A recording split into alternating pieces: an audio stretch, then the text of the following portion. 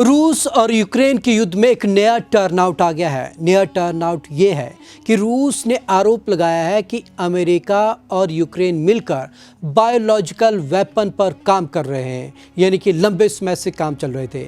हालांकि अमेरिका लगातार इन दावों को खारिज करता रहा है और ठीक इस पर आज यूएन में भी चर्चा होगी। उधर जो यूक्रेन और रशिया का युद्ध है वो अपने पूरे चरम पर पहुंच चुका है। अब कीव को रूसी सेनाओं ने चारों ओर से घेर रखा है। तो चलिए खास रिपोर्ट में आज आपको दिखाते हैं बायोलॉजिकल वेपन की वॉर को लेकर रूस ने ये जो बड़ा आरोप लगाया है उस पर क्या परिस्थिति बनती दिख रही है। हर दिन ह्यूमन कॉरिडोर बनाने की पेशकश। जंगी माहौल में रूस हर दिन सुबह 10 बजे ह्यूमन कॉरिडोर बनाने की पेश कर चुका है ताकि युद्ध में फंसे लोगों को निकाला जा सके और उन तक मानवीय सहायता पहुंचाई जा सके। वहीं यूक्रेन के शिक्षा मंत्री ने दावा किया है कि रूस ने उनके देश में 280 स्कूल कॉलेजेस को तबाह कर दिया है। यूक्रेन युद्ध में अब तक का अपडेट। वोलोदिमीर ज़ेलेंस्की ने रूसी संपत्ति को जब्त करने के लिए कानून पर साइन कर दिए हैं। संयुक्त राष्ट्र जनरल असेंबली में संयुक्त राष्ट्र महासचिव एंटोनियो गुतेरेस ने कहा है कि यूक्रेन युद्ध प्रभावित को समर्थन करने के लिए सहयोग और एकजुटता दिखाना चाहिए। यूक्रेन के राष्ट्रपति ज़ेलेंस्की ने आरोप लगाया है कि मारिउपोल से नागरिकों को निकालने के लिए बनाए गए गलियारे पर रूसी सेना ने हमला कर दिया।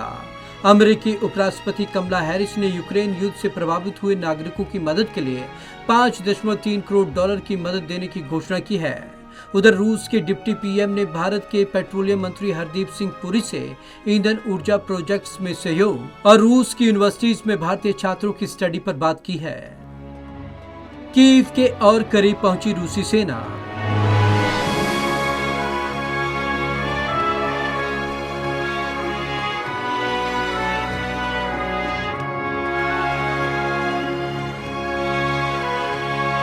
उधर रूस ने यूक्रेन के 4 बड़े शहरों को घेर लिया है और राजधानी कीव की सीमा के करीब तक पहुंच चुकी है। ताबड़तोड़ रूसी हमलों के बावजूद पूर्व में खार्किव अब भी यूक्रेन के पास है। वहीं उत्तरी पूर्व में सूमी रूसी सैनिकों के घेरे में है, लेकिन मानवीय कॉरिडोर के जरिए यहां से हजारों लोगों को सुरक्षित निकालने में कामयाबी हासिल हो पाई है।